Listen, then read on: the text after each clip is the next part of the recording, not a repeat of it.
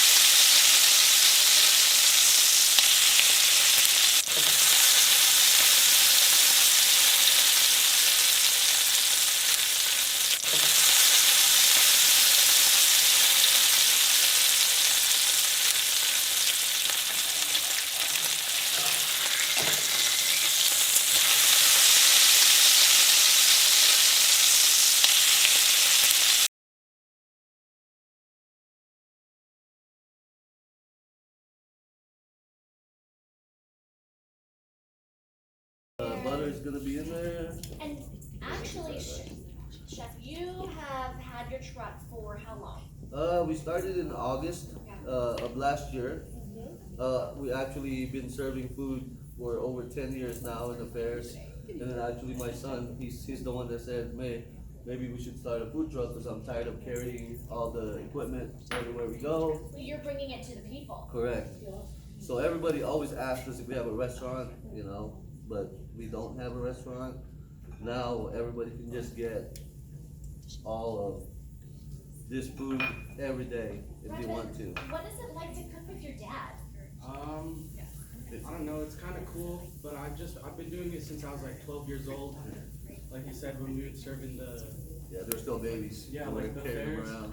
Instead of going around and playing, I wanted to spend my time working and cooking food. Really, you liked this. You didn't want to play. This was your playroom. Yeah. The Right. kitchen was your playroom. And now you're bringing traditional Filipino food and again, a fusion of Americanized food too. Right. What's been the response? You know, lately since it's sunny, you know, as soon as we got sun, we're so thankful actually to the people of, you know, Utah. yes, northern Utah especially. I mean, they show us so much love. I mean, we can't ask for anything else. Everybody comes in, missionaries comes in, start speaking to us in Tagalog, you know, and surprisingly, some of them don't have an accent. I'm like, whoa, you're from where I'm from, Yeah. you know. There you go. But it's pretty cool. Sisig, how popular is this dish? This dish is actually really popular now. You know, back then it's not as popular, but now it's like everywhere you go. California, Las Vegas, all parts of the Philippines. Everybody got a different version of making this dish. But Chef, you've got the best version. We got the best one. You don't understand. People come to the truck and they're like, oh my gosh, This is the dish. This is the dish right here. Is there anything else you provide at the food truck, like other things that? We got different dishes. You know, this is one of the most popular ones. So you make sure you've got full supply when you're out. Where do you guys go, Brendan? So usually we stay like late in or Davis County area, stay around Clearfield and Syracuse. Okay. And where are you about? Like you just drive around? Do you tell people where you're going to be every day? Yeah, so we post on Instagram and Facebook where we're going to be every day. We have like a couple usual spots where we like to go, like gas stations or Smith's. Do you guys do parties and events? Yeah, so we cater. All you have to do is just go to our Instagram or our website, and you could contact us that way and set up a catering event.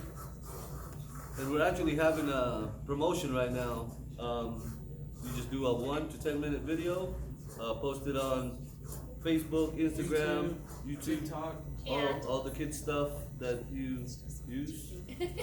I don't know how to use most of And them. then what? People get something. Yeah, and then So you just post like a review of our food. If you don't want to come out to the truck, you could get a DoorDash. Ah, yum. Okay.